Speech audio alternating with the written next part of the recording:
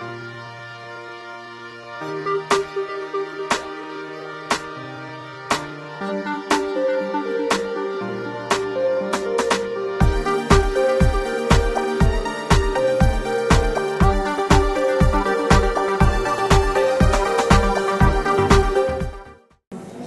eu sou a Edila Zin. Estamos hoje aqui no CDL de Tubarão para fazer uma palestra sobre atitudes positivas formam equipes vencedoras, os erros e os acertos do atendimento. Essa é uma iniciativa da CDL de Tubarão para que a gente possa fazer uma reflexão, né, do nosso comportamento, das relações humanas dentro do ambiente de trabalho. Uma palestra que hoje conta também com o apoio das pessoas que estão aqui presentes, trazendo 1 litro de leite para uma das nossas instituições aqui do município de Tubarão. Temos certeza que essa noite vai ser uma noite muito agradável, porque esse tema ele é apaixonante. Falar de pessoas, falar de atendimento, falar de relações humanas, isso tudo envolve muito sentimento e muito carinho. Eu gostaria de dar as boas-vindas para cada um de vocês, em nome do nosso presidente Alisson, e de toda a diretoria. Então, obrigado a todos vocês e uma ótima palestra a todos. Obrigado. Boa noite. Boa noite. É uma alegria imensa estar aqui. Agradeço também ao Felipe e ao Alisson e toda a diretoria pela oportunidade. É a primeira vez que eu posso mostrar o meu trabalho e fiquei muito feliz de saber que a gente teve assim, a casa lotada, todas as inscrições feitas já lá com 2, 3 dias. Isso, claro, apresenta uma responsabilidade ainda maior, porque o tema que foi solicitado pela CDL para a gente fazer essa reflexão que abre esse processo de palestras e de treinamentos da nossa CDL aqui de Tubarão, ela foi pedida exatamente sobre esse contexto. Vamos iniciar falando sobre o quê? Então vamos iniciar falando sobre comunicação, sobre atendimento, qual a importância da comunicação? E o que significa esse atendimento para a nossa Câmara de Dirigentes Lojistas? Então, a proposta foi trazer atitudes positivas, formam equipes vencedoras, os erros e os acertos do atendimento. Então, claro, isso tudo é uma vivência, né? Eu tenho, embora eu pareço até bastante jovem, mas eu quero dizer para vocês que eu estou há quase 40 anos no mercado. Eu comecei a trabalhar com 13, então hoje eu estou com 54 anos, então a gente tem aí 40 anos de experiência no mercado, sendo que praticamente 30 anos eu trabalhei com essa parte de atendimento.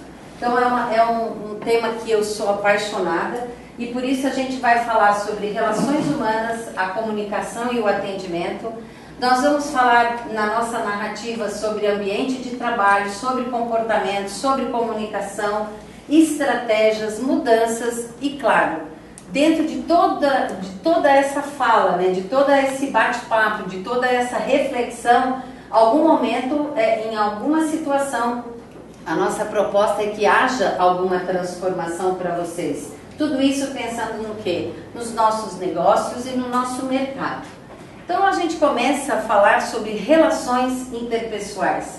São eventos, são acontecimentos que surgem, né, que a gente verifica onde? No nosso lar, na igreja que a gente congrega, nos clubes, enfim, onde existe 2 ou mais pessoas, existe essa relação interpessoal. Já no trabalho, essa relação, quando envolve ideias e tarefas, o que pode ocorrer? Pode ocorrer cooperação, comparação e às vezes até atritos. Então por isso que muitas vezes a gente escuta uma pessoa falar: ah, mas eu tenho tão poucos empregados e às vezes eu tenho problemas. Por que nós temos problemas? Porque onde existem pessoas, né, fatalmente existe muitas vezes divergência e a gente acaba entrando em conflito, em atrito. Isso é bastante natural. Qual o impacto das relações interpessoais no ambiente de trabalho? Primeiro que nós podemos ter relacionamentos saudáveis e por mais incrível que seja, quando a gente fala assim, o que são relacionamentos saudáveis? Pode parecer utópico, mas eles não são perfeitos. Os relacionamentos saudáveis, esses que a gente busca no dia a dia, eles são pautados no respeito. Muito respeito, muita confiança.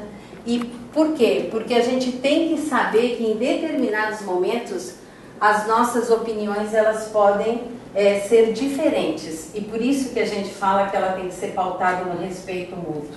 E assim, mesmo assim, eles são considerados saudáveis. Temos os relacionamentos abusivos. Estes sim partem do autoritarismo, das injustiças que são cometidas no ambiente de trabalho. Muitas vezes a gente conhece até como assédio moral, quando passa um pouco dos limites. Temos os relacionamentos de dependência. O que são os relacionamentos de dependência? Os relacionamentos de dependência muitas vezes são notados, percebidos dos empregados que muitas vezes não estão satisfeitos com o seu trabalho, com a sua atividade, mas dependem do emprego, dependem do salário. Então essa dependência, a gente percebe que não faz bem para ele, mas ele não consegue se libertar porque ele precisa. Então essa relação, muitas vezes a gente não percebe, muitas vezes a gente até passa por isso e não se dá conta do impacto disso no trabalho. E temos também a codependência, que daí ela é externa ao trabalho. O que acontece?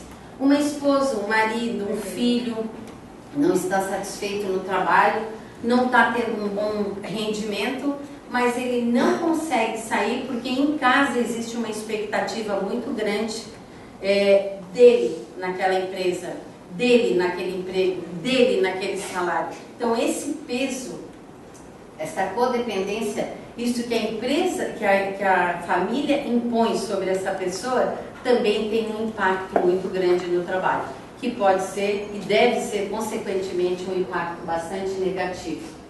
Já as relações intrapessoais, é o diálogo interior. Fala-se, né, de 400 antes de Cristo, ou seja, nós estamos em 2018, se colocarmos mais 400 anos, 2.418 anos. Então, se foi o Sócrates, seja lá quem foi que escreveu essa bendita frase, é que até hoje, passado quase 2.500, a gente não conhece a si próprio.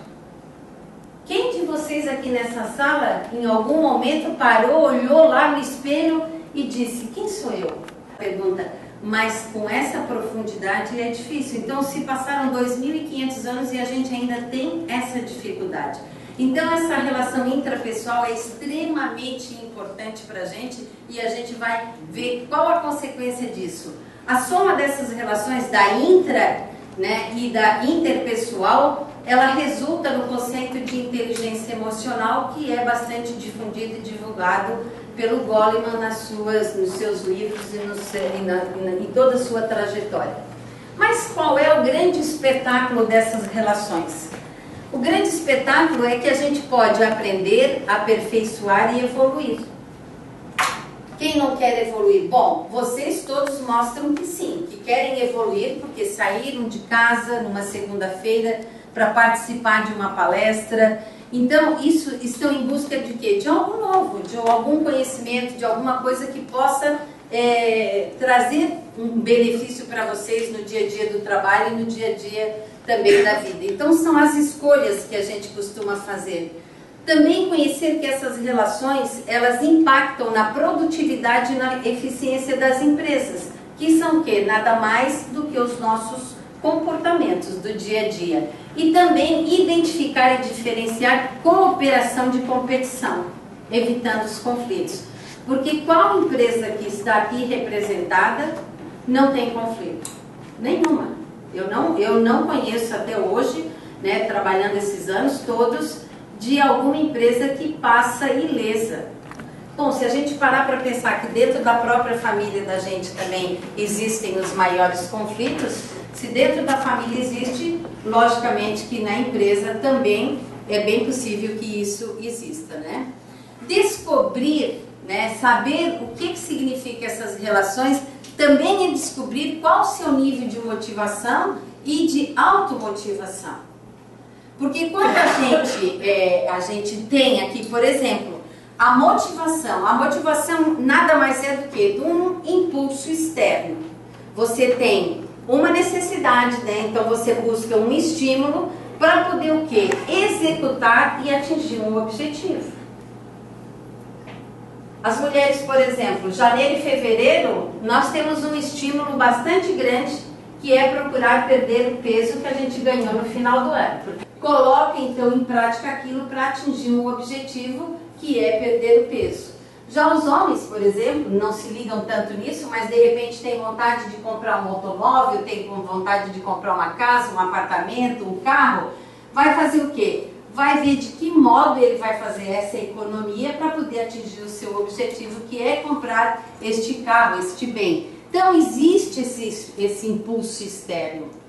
E isso então nos leva a ter essa motivação. Mas é bem importante saber se você é uma pessoa que é motivada ou desmotivada, porque ainda tem aquele que é o super motivado. A gente sabe que é tão simples, precisa do quê? De um emissor, de um receptor da mensagem e do canal. E por que a gente tem tanto problema de comunicação?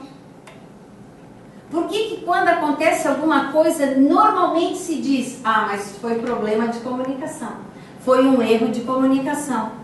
Às vezes a gente só tem 2, 3 empregados e não se entendem. Ah, mas eu falei, não, mas então, eu preparando um material para vocês, para entregar hoje no final da palestra, entreguei para a Marina fazer a leitura, ela disse, não entendi. Eu disse, como que não entendeu? Está tão claro? Não, mamãe, não está claro. Não está claro, lê de novo. Aí fui ler, realmente não estava. Porque daí já na segunda leitura tu já percebe que, né, não estava claro para mim, não estava claro para ela.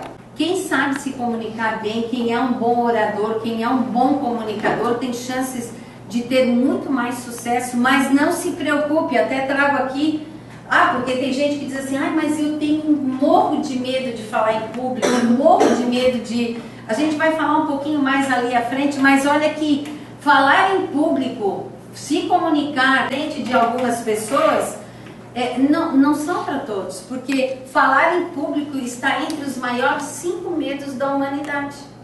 Está entre o medo da morte, o medo de cobras, insetos, está entre o medo de altura. Então assim, e falar em público está entre os 5 maiores medos da humanidade. Então a gente percebe que é uma coisa bastante comum, mas a gente tem que buscar e se desenvolver para ter sucesso. E integrar e fidelizar esse empregado. Aí sim, nós começamos então a falar uma língua legal em termos de comunicação. Vejam vocês que interessante, eu não conhecia, mas fazendo a pesquisa para essa palestra, eu descobri que hoje já existe até uma plataforma que cuida da comunicação interna de algumas empresas, claro. Né? Eu estou vendo aqui o pessoal da Casa do Povo, tem da Intimidade, tem o Senac, tem a Prefeitura, tem a Toca da Formiga. Mais quem, por favor? Pode falar. A WE Jeans, Top Brasil, Casas Fretas, Balão Mágico, gente, Balão Mágico foi... Quando eu estava grávida dos meus filhos já existia Balão Mágico, parabéns! BP Constru Center. Constru Center, Queixe, Comercial Pão Quente, Floribela, Exata, que já me prestigiou lá na CIT, querida, Eletrons, Lojas Claro. Então, nós estamos aqui, o que eu gostei muito quando eu recebi a lista de participantes, é que nós estamos aqui, é um público muito eclético. A gente fala realmente, olha só, são 7%, é pouco.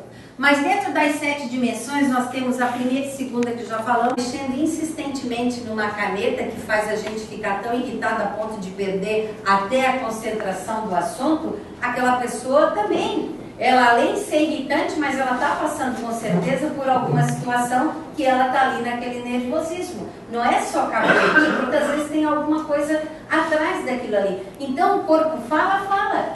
Né? A maneira como a pessoa se senta, vai numa entrevista de emprego, se você não sentar legal, é evidente que a pessoa que vai fazer uma avaliação sua, ela vai dizer o quê? O cara chega lá, né? Olha, tu acha que vai ter uma boa avaliação? Não! Porque se está lá deitado, estarrado daquele jeito, a gente já vai pensar o quê? Não quer um emprego, não quer um emprego, não quer trabalho. Então isso, mas é um pré-julgamento, o corpo fala. Então a gente tem que prestar atenção e saber que isso faz parte também da comunicação. A comunicação são os recursos adequados.